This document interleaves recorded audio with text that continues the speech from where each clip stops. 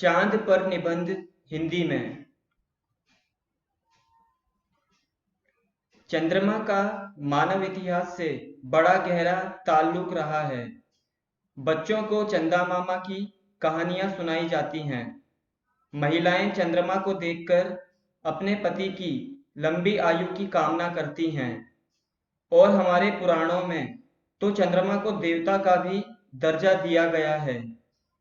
चंद्रमा का इतिहास बहुत पुराना है।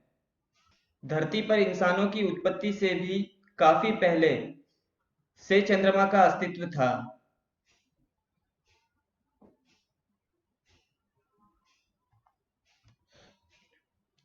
चांद, चंद्रमा या बच्चों की भाषा में कहा जाए तो चंदा मामा, ऐसे अनेक नामों से हम चांद को जानते हैं।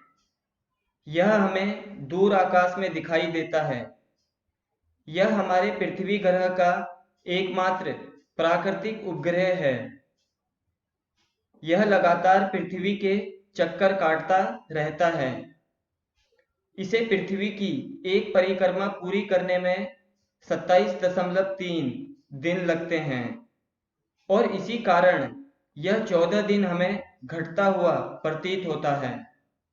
इस पक्ष को कृष्ण पक्ष कहा जाता है।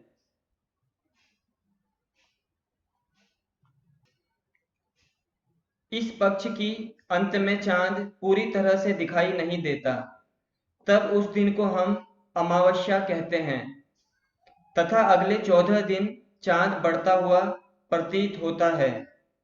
इस पक्ष को शुक्ल पक्ष कहा जाता है और इस पक्ष के अंत में चांद पूरा गोल दिखाई देता है। उस दिन को हम पूर्णिमा कहते हैं। जब चंद्रमा अपनी कक्षा में घूमता हुआ सूर्य और पृथ्वी के बीच से होकर गुजरता है और सूर्य को पूरी तरह ढक लेता है तो उसे सूर्य ग्रहण कहते हैं।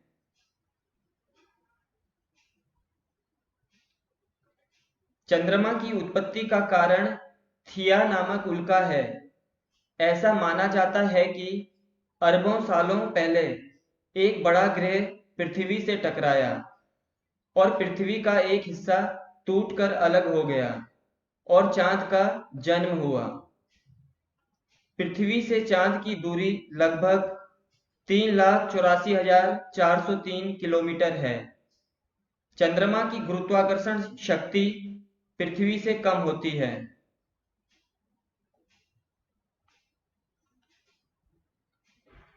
चंद्रमा वैज्ञानिकों के लिए हमेशा एक अनसुलझी पहेली रहा था, लेकिन जैसे जैसे विज्ञान बढ़ता गया वैसे वैसे चंद्रमा के कई रहस्य खुलते गए।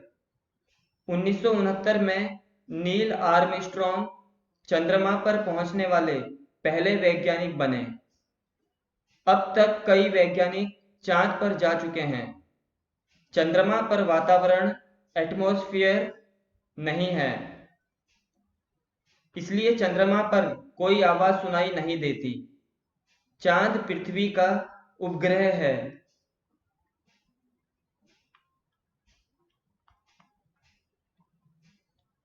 यह पृथ्वी के चारों ओर घूमता है। यह सूर्य के परावर्तित प्रकाश के कारण रात में चमकता है। यह सुंदर लगता है। चांद का चमकता हुआ प्रकाश बहुत आनंददायक होता है। चांद की रोशनी में पृथ्वी पर की चीजें चांदी की तरह चमकती हैं। हम चांद के आकर्षक सौंदर्य पर मुग्ध हो जाते हैं। चंद्रमा का पृथ्वी पर सबसे अधिक प्रभाव पड़ता है, इसलिए हिंदू धर्म में होने वाले अधिकतर त्योहार पूर्णिमा को मनाए जाते हैं।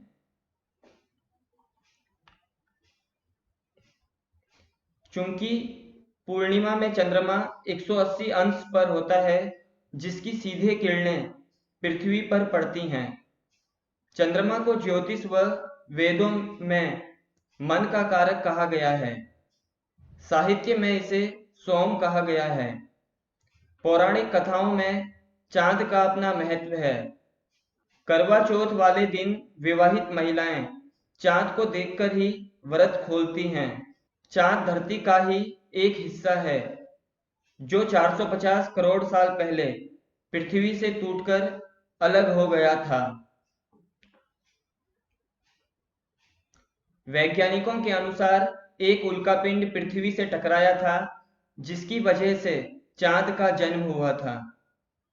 चांद पर उतरने वाला पहला इंसान नील आर्मस्ट्रॉन्ग था, जो 1969 में अपोलो मिशन में चंद्रमा पर उतरा था।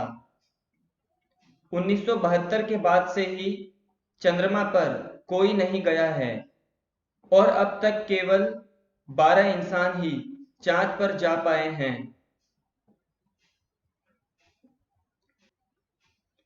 चंद्रमा मून पर हवा नहीं है, इसलिए नील आर्मस्ट्रॉन्ग का चांद पर रखा पहले कदम का निशान अभी तक मिटा नहीं है और आने वाले कुछ लाखों सालों तक वो रहेगा।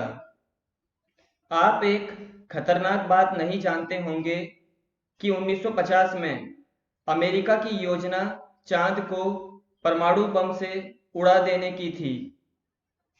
चांद पर दिन का तापमान 180 डिग्री के आसपास होता है, जबकि रात में यह -153 डिग्री होता है।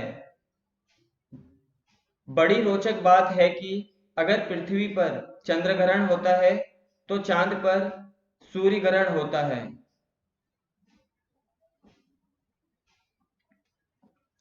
चांद का वजन लगभग 81 अरब टन है।